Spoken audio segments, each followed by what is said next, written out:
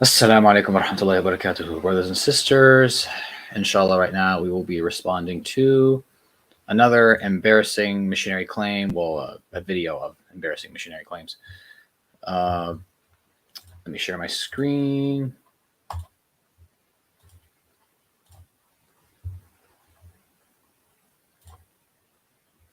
There it is right there. Let me make this full screen. Let me just share this link really quickly. I appreciate your patience.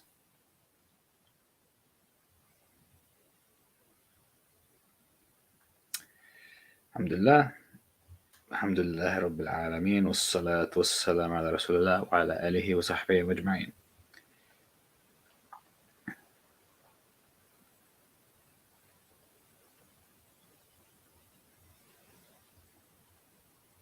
I'm live right now.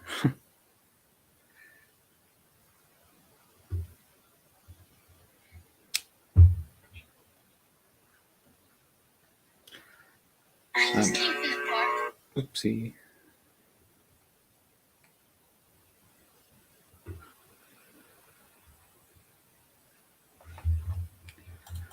Walaikum assalam wa rahmatullah. Psych Court. Good to see you, man. Good to see you.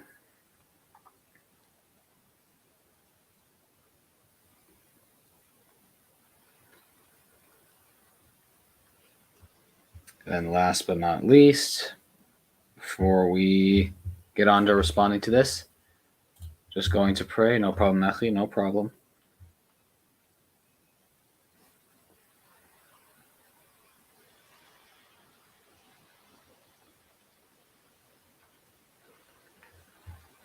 Hope you guys are doing good. Guys, let me know how you guys are doing, inshallah, in the live chat.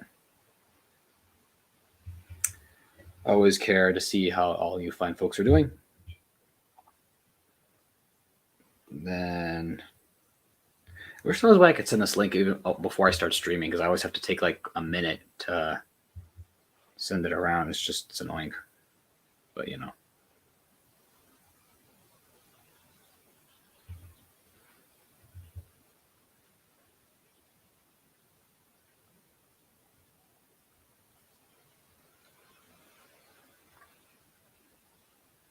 Done. All right, let's get this ball rolling.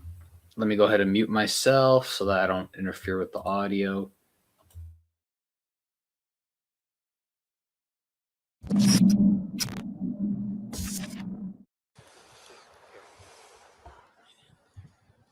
Frank.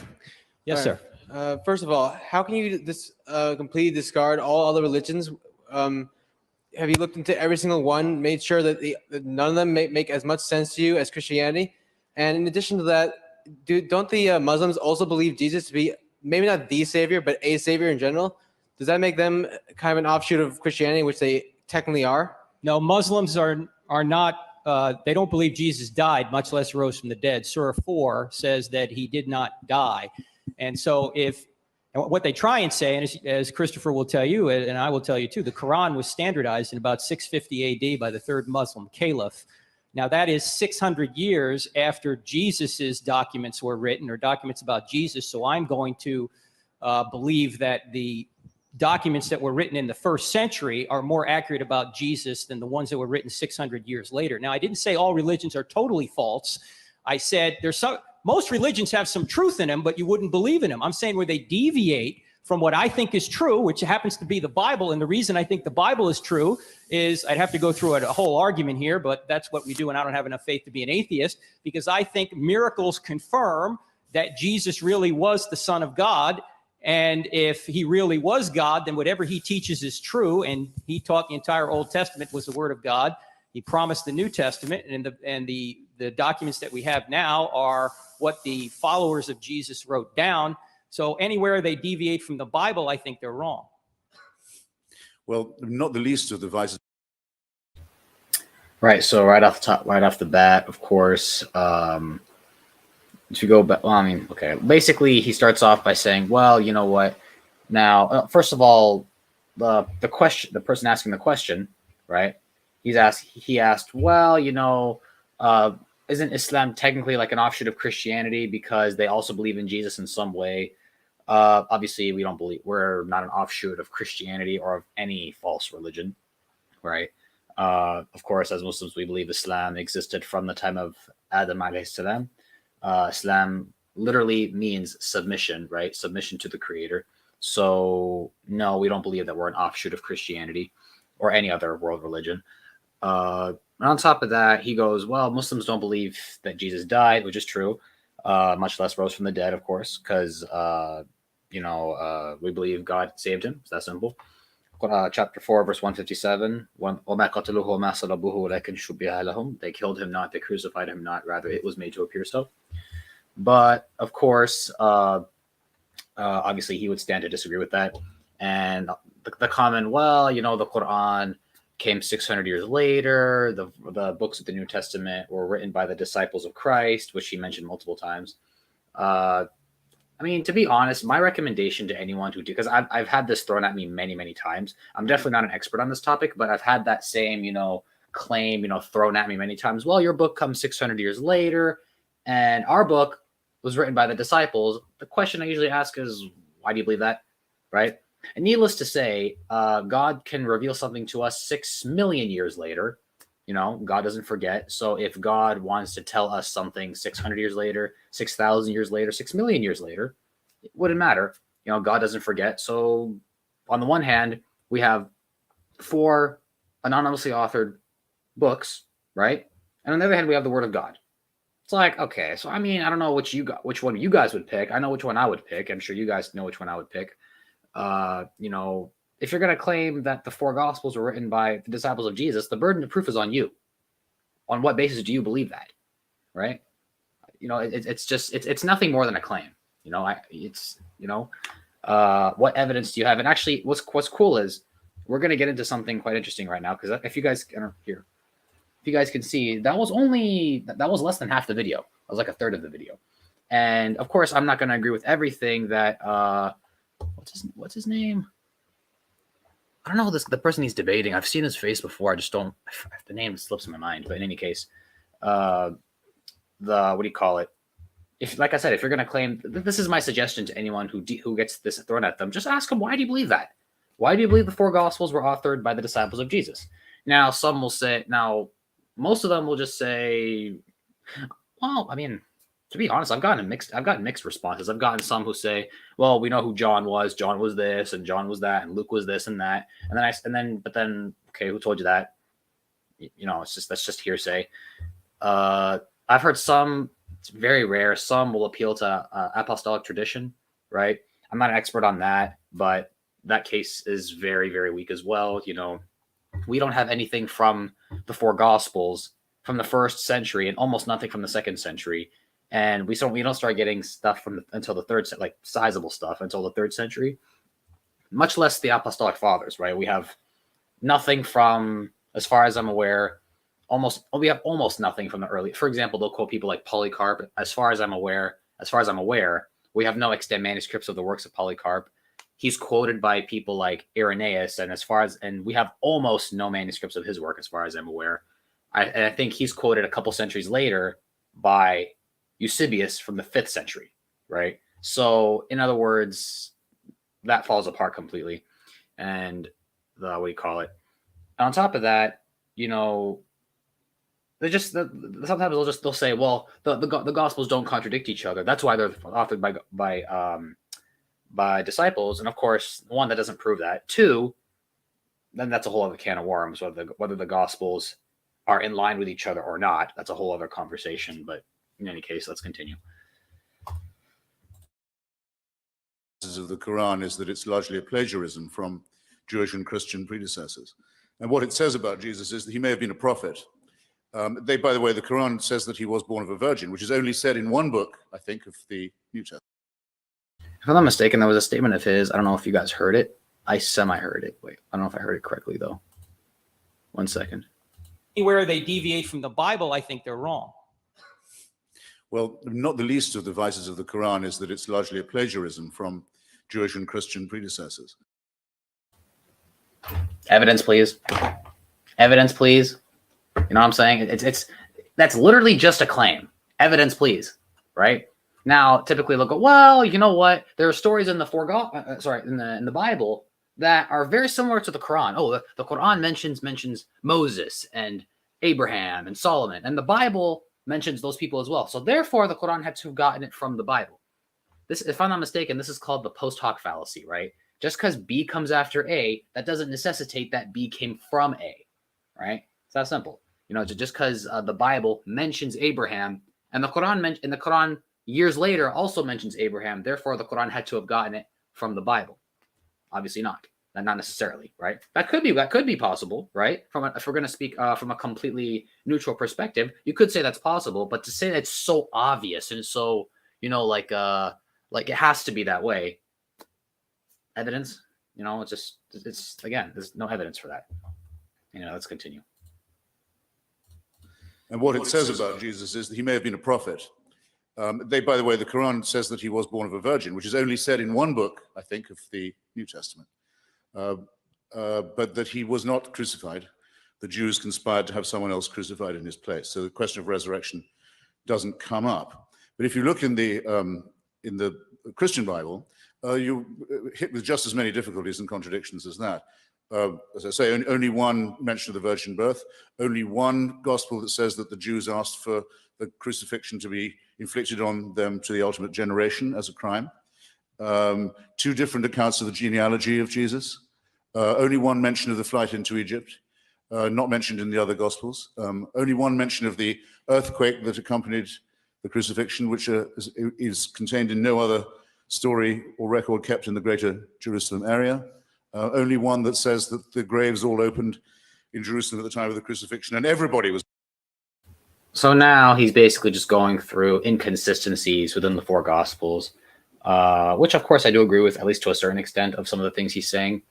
You know, I mean, I don't necessarily say that every single detail in one Gospel has to be in the other. But for example, things like, you know, the dead rising in Jerusalem, you know, that doesn't sound like something only one author would write. You know what I'm saying? You know, if you're gonna, if you're gonna tell the story of Christ and like all the dead rise from the graves, that doesn't sound like something only one person would write about. If you have four witnesses, right, or four testimonies that ultimately come from witnesses, right? You know, it wouldn't make sense for only one of them to mention, hey, by the way, all the dead people rose from the graves, right? It's like, you know, if you had four people at the park, or if you had four people at the cemetery, and only they all come home, they talk about what happened, and only one of them mentions, hey, by the way, all the dead people in the graves that came out and started walking around. People be like, what's going on here? And only one out of the four people mentioned that. It's like, yeah, that's what's going on. Yeah, the story of the zombies. Yeah. And of course, there's other examples like that as well, but let's just continue. Was resurrected, and all the graves were emptied, and people climbed out of them and greeted their old friends in the street. Another thing that you'd think would have attracted the attention of chroniclers if it had occurred, as well as seeming to make resurrection a rather trivial and commonplace and everyday occurrence. Anyone who believes that this stuff isn't man-made has a great deal of explaining to do. Can I follow on to that By just all briefly? means. Certainly. Christopher, you're a journalist, and I might add a good journalist. I enjoy many of your articles. When you write an article about a particular event and three other writers write about that same event, do you expect them to say all the same things? No, very much. I say this in my book. That's why I don't What's the believe. That's point? why. But I'm not asking people to believe that if they don't follow my account, they can't be saved, and indeed may be condemned. So you have no. Well, you see, actually, I'm sorry, I can't take myself seriously. You know, well, actually, you see, typically, if four people were to witness the dead rising from the graves, you'd think more than one of them would talk about it. You know what I'm saying? I can't. Sorry, guys. They're fake, by the way, guys. They're fake. I just had to try that one time. But, you know, what do you call it? Yes, if there were four people at an event and they all witnessed the dead rising from the grave, I mean, for God's sake, you're at the crucifixion. I mean, God, if you think of this from a naturalistic historical perspective, right? You got a man getting crucified, the story of a man being crucified, right? Okay. I mean, this is the Roman Empire. People get crucified all the time. It's like, oh my God, the dead rose. Which one are you going to write about? Which one you gonna, it's like, you got what I'm saying? And if a resurrection is so miraculous to talk about, what about the resurrection of all those people? You get what I'm saying? It's fake dead bodies and fake glasses. My man, Uncle Batty, you got it. No, they're fake. They're fake. Oh, he has fake glasses and fake that. Come on, man. They're blue light. They're blue light glasses. I have a blue room, so it's bad for my eyes. So the blue light glasses. Oh man, much better. I'm just kidding. What do you call it? Yes, there are some things that you wouldn't expect necessarily a writer, like if you had 4 witnesses, of course you wouldn't expect everything to be the same between them. Of course not, right? You wouldn't expect, the minor details, but I think it's fair to say if 4 people witnessed all the dead rising from the graves, that all of them, or at least more than one of them, would write that, right?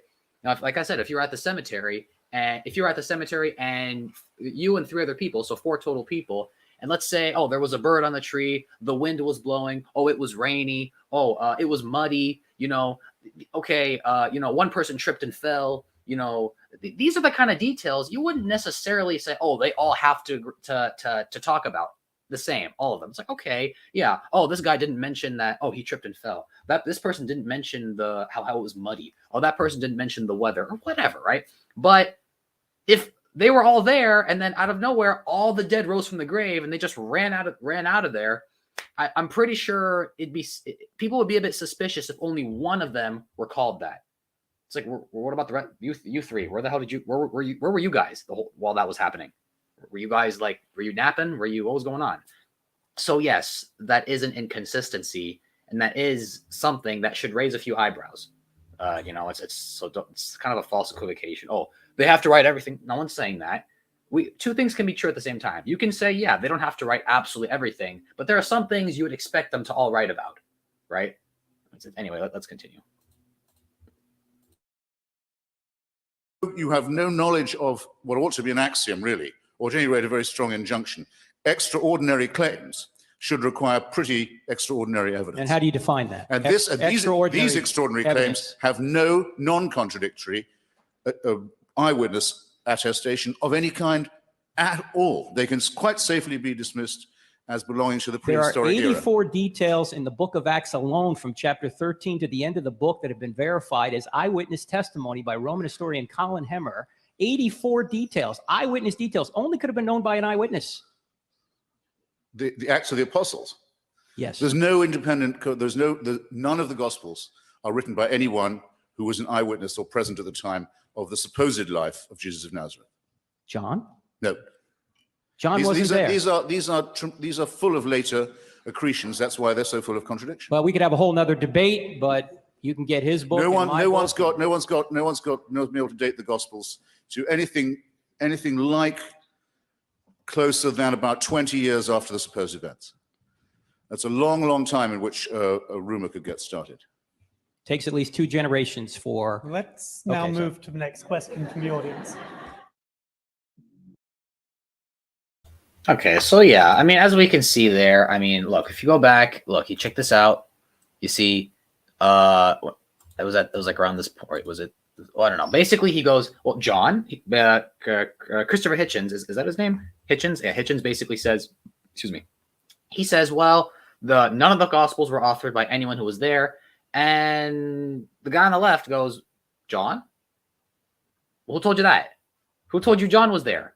Who told you there was anyone named John there? Who told you that, right? I know you've come to believe that. I know that's common Christian teaching. That's cool and all, but who told you that? Why do you believe that? What's that based upon? You know what I'm saying? All right, just because, them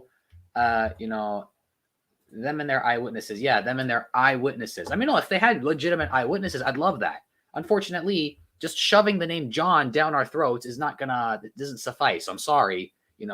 I've dealt with this online on some other platforms as well, where I'm asking, okay, why do you believe that? I was like, John was there. Okay, who told you that? You expect me just to accept that? It's silly, man. Absolutely silly. And another thing, he said, oh, he was like, oh, there were 84, I think he said 84 facts of history that are in the, he said Acts of the Apostles that are confirmed by this Roman historian. As far as I'm aware, we don't have any sources, any contemporary sources of the life of Jesus the Christ from the first century. As far as I'm aware, there are none. I'd love to be corrected. But as far as I'm aware, there are absolutely zero contemporary sources to the life of Jesus the Christ. There is no manuscript of there's no manuscript of the New Testament from the first century. There's almost nothing from the second century. You don't start getting things till the third century. And then the other Roman historians they quote, like Tacitus and Josephus. Number one, these are there's no scholar, as far as I'm aware, who will say these were eyewitnesses to the event. And two, their manuscripts date from the 9th or 10th century onwards, right? So that's actually post-Islam. SubhanAllah. That's post from their perspective. Of course, we believe Islam always existed from the time of Adam. But from their perspective, that's post-Islam. 9th, 10th century? Really?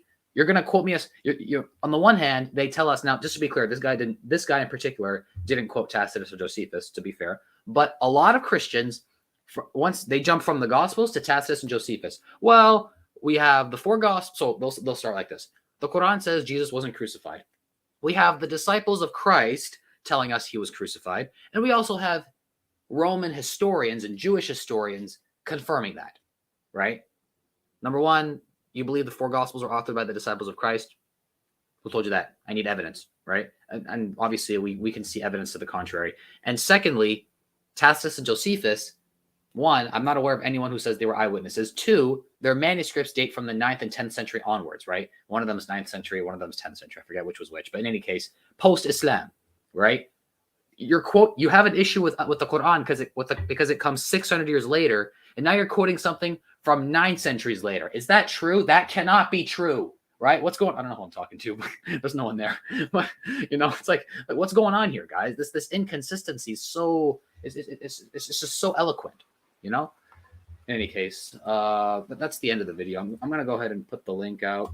If anyone wants to come on, I'll go ahead and put it in the live chat. You guys can feel free to come on. I want to keep the stream as not too long. I mean, it's only been about 22 minutes, something like that. So what do you call it? So we can keep going for a little while, but I don't want to. Typically, the shorter the stream, the better. In any case, the StreamYard link is right there in the live chat. Feel free to click it and come on. Give your thoughts on this.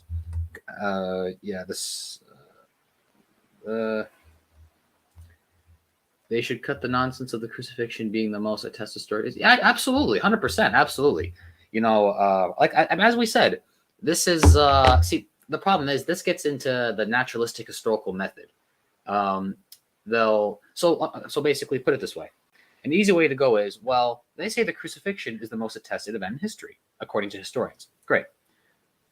Do you want to know the problem with that? The problem is, do historians consider the resurrection to be the most attested or an attested event in history? No. Do they consider that a historical event? Let me rephrase that. Do they consider the resurrection to be a historical event? No historian from a naturalistic historical perspective would say that, right? Because Assalamu alaikum, Psychor, how you doing, man? Walaikum salam. I was just about to say a similar point, but you're basically covering everything. Yeah. So basically, the resurrection is not considered a historical event. Why? It's attested to by all the same gospel, by some of the gospels, but by the New Testament. It's attested to by the New Testament. It's attested to by other Christian writings. It's been attested to by Christians throughout the centuries. So why don't naturalistic historians consider that to be because keep in mind, guys, historians are naturalists. They don't believe in jinns or angels or demons or miracles or anything of the supernatural, right? So when they come and tell us, well, hold on, the crucifixion is the most attested event in history. So why don't you believe it? Hold on. Is the resurrection the most attested? Is it considered a historical event by historians? No, it's not. Why? Because historians are naturalists. They don't accept the supernatural, right? And moreover, historians look for continuities. We know that historically, the Romans crucified lots of people. It was common, right? This wasn't something unique. If you look at the story of Christ from a naturalistic perspective, it's just a man getting crucified. Again, that's completely from a naturalistic perspective. Obviously, there's, not from a theological perspective, but from a I've naturalistic. got a question. Hey, what's up? Yeah.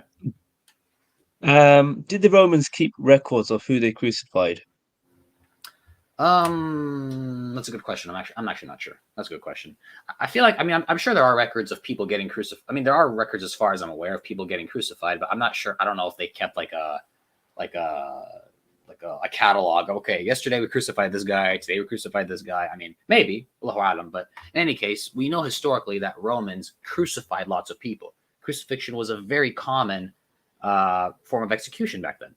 So, from a naturalistic historical perspective, a guy getting crucified, it's like someone getting arrested. It's like, okay, so what? I mean, that's people get arrested all the time. It's guys, everyone, put your hands together for Neil Castro, the trucker. What's up, man? Assalamu alaikum. Assalamu alaikum. We can't hear you. Oh wait, I heard you for a second.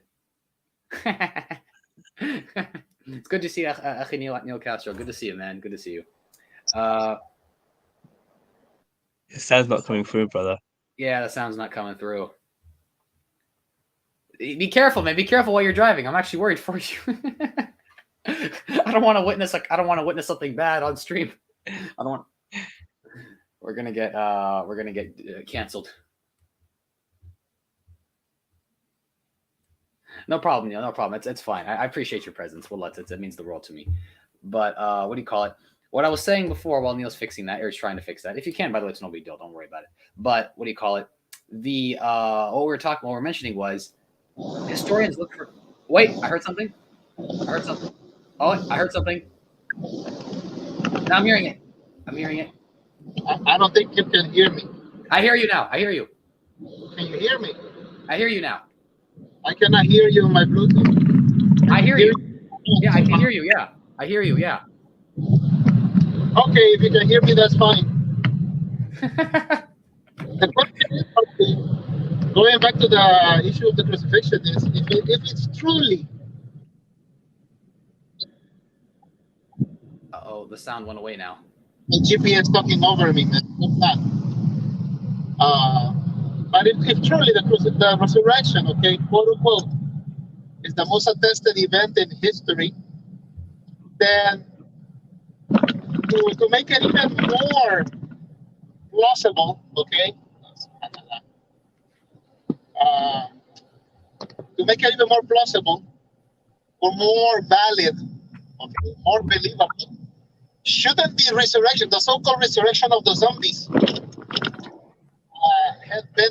should have been bigger testimony support the resurrection of Christ? Without a doubt. No, without a doubt, 100%. You see, if I don't think you can hear me, but that's a good point, actually. Do historians consider the zombies of Matthew an attested historical event? No, they don't. Do they consider the resurrection to be a historical event? No, they don't. Why not? Number one, because historians look for continuities. A guy getting crucified is not something ahistorical. Okay, yeah. The Romans crucified lots of people, and here we have a story of another guy getting crucified. So what? And on the other hand, what do you call it? So number one, it's naturalistically explainable. Number two, the resurrection and the zombies of Matthew, these things obviously are not naturalistic events. These are what do you call it? Metaphysical. That's the word. These are metaphysical events. So obviously, this is something historians wouldn't accept. So when people tell us, and of course, that obviously we can get to what actual historical sources do we have on the life of Christ, right? Like I said, nothing from the first century, basically nothing from the second century. Almost, we get things from the third century, and from the fourth century is where the oldest complete copy of the New Testament, etc. Right? But the point is, the historical sources are lacking, and two, there's a misunderstanding, which we just explained, the misunderstanding of what it means for something to be, the most attested event in history, right? Because the resurrection is just as much attested as the crucifixion, but historians don't consider those the same. Why? Right? Because one is naturalistic, the other one isn't. It's just that simple. So just because and as we said, continuities heavily influence what historians will conclude. Oh, another guy getting crucified in a society getting crucified. I mean, historians don't really have a reason to deny that, right? And of course, history is determined on a scale of probability, right?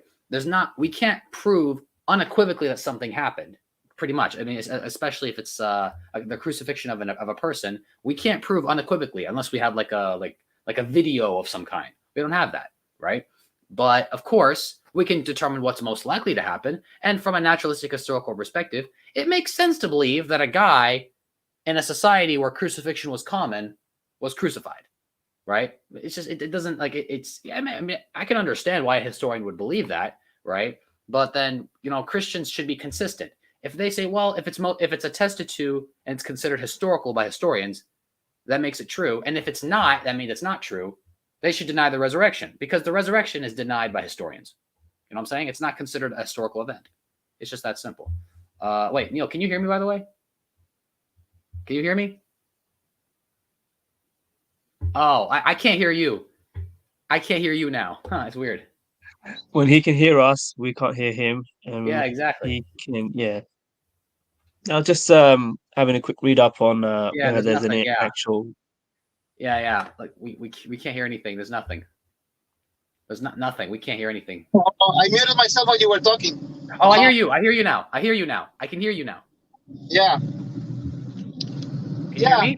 I hear you. I hear you now. It's good. Yeah, I was saying that my Bluetooth, I mean, for some reason, I cannot hear you from here. I can hear you from the Oh, okay. I can hear you though.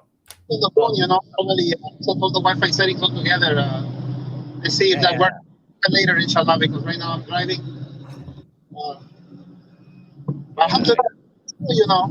Unfortunately, even Lazarus, let's say Lazarus, the first, he was a secret disciple of Jesus, okay? He was the first one Jesus truly resurrected.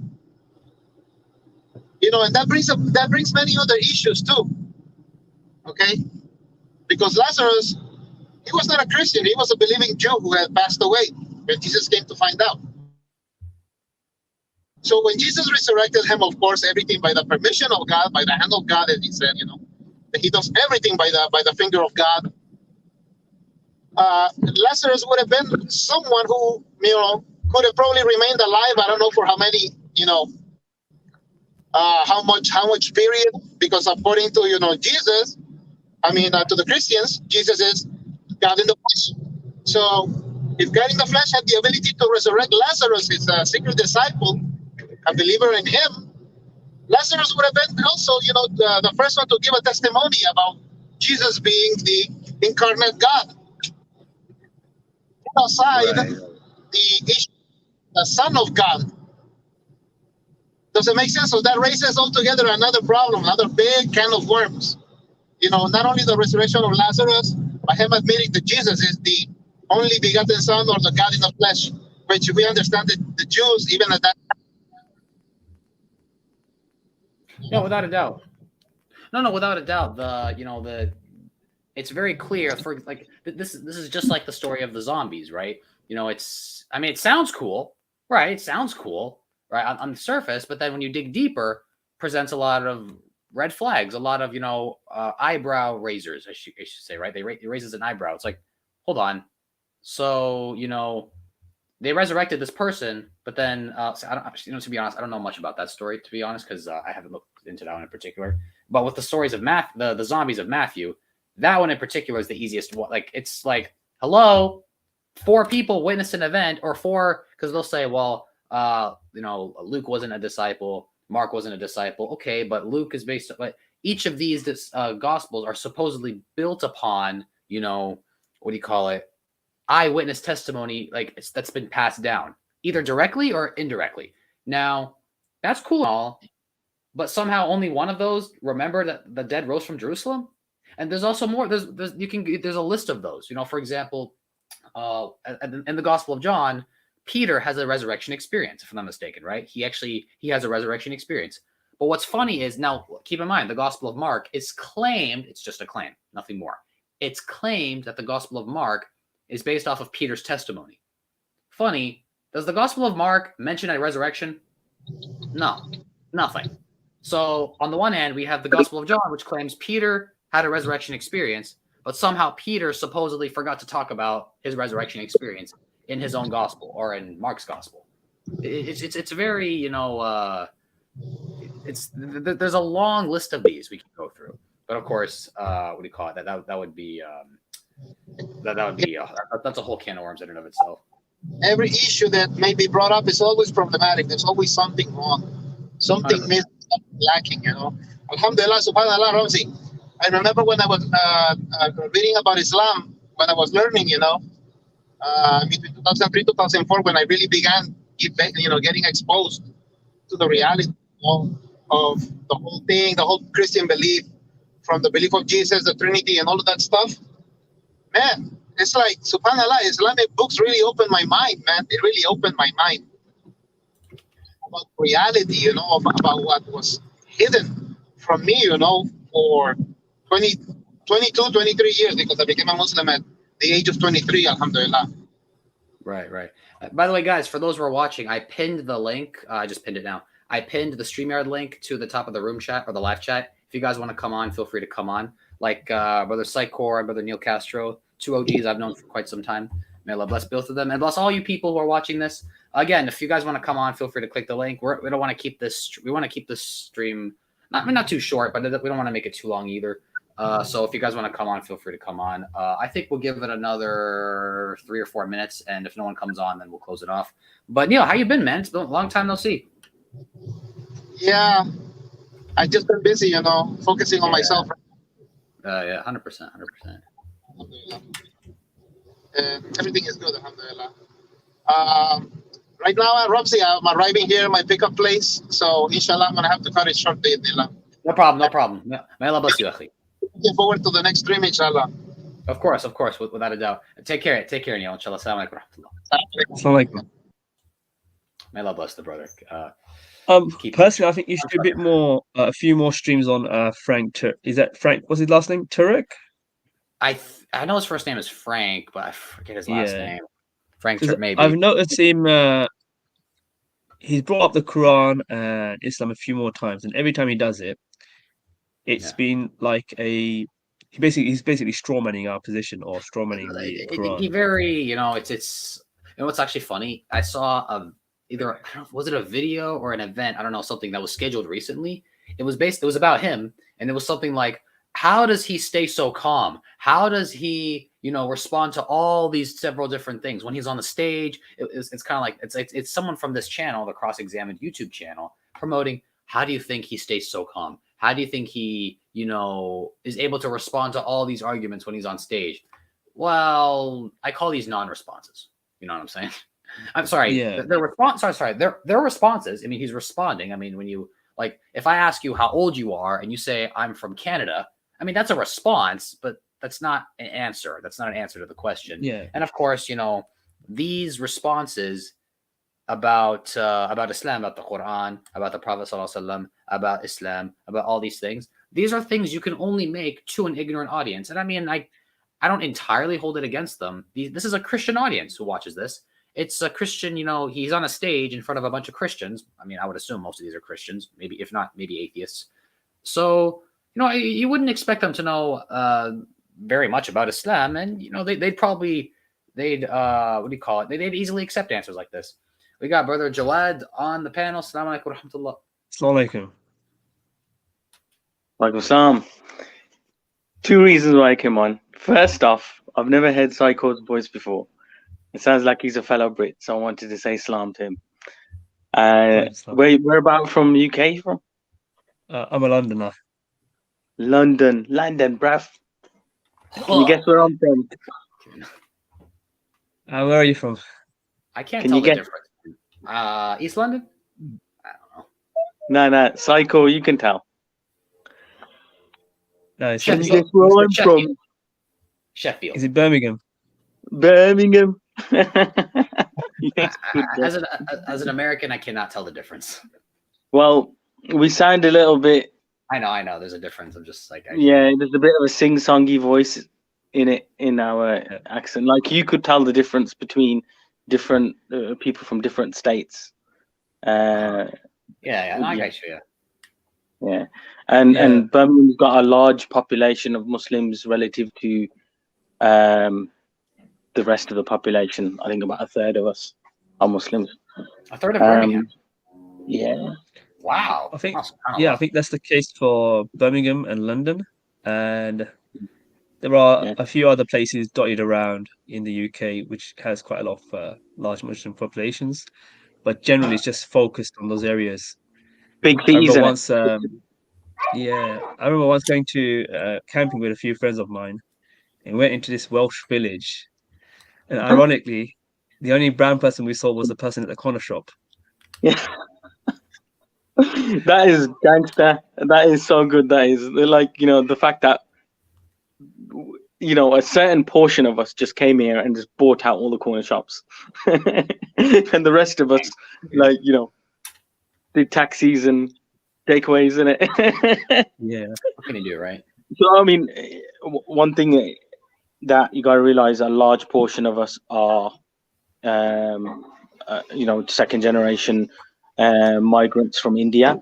So and if you're a migrant, financial migrant, you're going to come and you're going to migrate to the big cities, aren't you? Yeah. I think it's So- generally South Asia. I think Pakistan, India. I mean, when my dad came over, he was not Bangladeshi. He was East Pakistani when he initially came over. Oh, subhanallah, yeah. You mean Yeah. Bangladesh? No, I'm kidding. No. Yeah, Well, well, it is that's what it is Bangladesh now, isn't it? I know. That's Yeah. what it is. No, I know. Yeah. So, where about from East London? Or is it East London? Did you say? Yeah, it's East London. Take a guess. There's only a few boroughs in East No London. one cares where I'm from. No, I can make a fake accent. I can't do an accent. I'm terrible with accents. Come on, I try could, some I Peaky could do Blinders. a terrible British accent. That was terrible. That is terrible. That was. I'm from California, man. This is how I talk naturally. Cali. My accent's terrible. No, I'm bad with accents. Only one I can pull up is one from the deep south. That's the only one I can pull out in my rear. That's the southern accent. Pretty good, I think. I mean, that one I I'm no joke. judge. Yeah. Yeah, but it's because Sounds I've met so many people from the south. That's why. But all them folks down from the Bible Belt region. No, other than that, nothing else. That's pretty good. That's pretty good. Yeah, but that's. But who are we to judge, Psycho? Who are we to judge? What do we know about American accents, really, apart from what we? That was terrible. I'm sorry. I had to remove you. I'm just kidding. Yeah, but anyway, I think I'm gonna go ahead and because like I said, I want to keep. Oh snap! Somebody just messaged me. No, what do you call it? I think I'm gonna go ahead and end the stream there because I want to keep it as short as possible. Do you guys, brothers, have any closing remarks? Well, I heard you guys mention Frank, and is this the same Frank that comes on the? No. This is this guy. This Frank Turek. I think Turek or it starts with a T. Oh, this guy here. This guy from the Cross Examine YouTube channel. I've been responding to some of his content recently. I've made some shorts about it, and also I did a stream. Was it yesterday or the day before? SubhanAllah. I've basically been because it's so easy. Like it's just like, like I get home, I'm tired. I'm like, all right, let's respond to Cross Examined. It's his videos on Islam are very, very like you would never. That's cute. That's cute. Assalamu alaikum. Oh wow, is that your dad's? Alhamdulillah. May Allah bless her. He's But- furious. Ameen. He's yeah. furious. Yeah. Yeah, sorry. Go on, carry on. No problem. So no problem. I'll check him out. When I get a chance. I haven't seen your stuff on it, to be honest, and I haven't heard of him. So Well, that's all I need to hear from you. I'm just kidding. That's adorable. In any case, I'm gonna go ahead and let you go. Assalamu alaikum warahmatullah. Alaikum salam. Alaikum salam. For both of you for coming on, both you and that beautiful child. Amira. Amira, mashallah, that's amazing. Assalamu alaikum warahmatullah. Alaikum salam. That's a cute child. What do you call it? Psychor, what you got? Yeah, before you go, I was just gonna say, you should do a stream on you have the bad missionary crimes. There should be one about Frank Turek. or whatever his name is. You mean this Like- the same guy? The same guy. Just do several of his ones, like just lay it out and just like respond to Well, each the of these thing very, is, very well, quickly. here's the thing. You see, so I've done that for a few. So I responded to 2 of his videos on YouTube Short, and I did. Yeah, this is the second stream I've done against about his content. The thing is, if I respond to too many at once, I mean, number one, each one of those is a separate stream that could be held on its own, right? And also, like I said, I want to keep the stream as short as possible, like typically less than an hour. And if I respond to more than one, it kind of like stretches it out a lot, and it just makes more sense to do one at a time, or maybe 2. What you can do is his worst ones, which will take a very few moments to respond to. I suppose. Yeah. Because I'm for some reason I'm starting to see his videos come up, and it's like it's very cringe watching that. Oh, it is saying like people believe this. And like you said, most likely these people have no access to meeting Muslims or talking to Muslims or talking about their religion. Maybe they do. They just don't care. Allahu A'lam. But his audience definitely is definitely not exposed to a lot of Islamic polemics. I mean, I saw one time apparently a Muslim asked him about a question, and he was saying that if the Bibles are corrupted, the Quran is wrong, and if the Quran is right, the Quran is wrong. Have you heard that one? You're talking about the one because he claims the Quran affirms the Bible. I responded to that in a YouTube short. Yeah, and that one I was just like watching that video, and I was like thinking, okay, he's made that claim. I can find it and post it if you like. Here, wait, hold on. Yeah. 1 second. Do post it in the stream because if the others haven't watched it, they should watch it. 100%. Yeah. Here, let me just give me 1 second. Miracles. Here. Wait. I believe this is the correct one. Yeah. What I was going to say about the video was that when I watched it, I didn't see the person who asked the question getting a chance to respond to Frank's response. It's a question answer section. It's not gonna. It's not really catered around. Yeah, I know, but usually when you see like people like Zakir Naik or Ahmed Didat, they do let the questioners respond to their response. I suppose. And then there's a bit of back and forth, and it clarifies everything. I have seen times where he's been asked questions and he had a bit of an exchange. So I mean, it's whatever. But I went ahead and posted. I responded to that video. If I'm pretty sure I know which one you're talking about. I responded to it in a YouTube short, and I put the link in the live chat. You guys can definitely check it out. Definitely recommend. But in any case, do you have any closing remarks? Because I want to end it soon. I think. Well, I actually came on to add something, but you actually covered everything. So sorry, my bad. Yeah.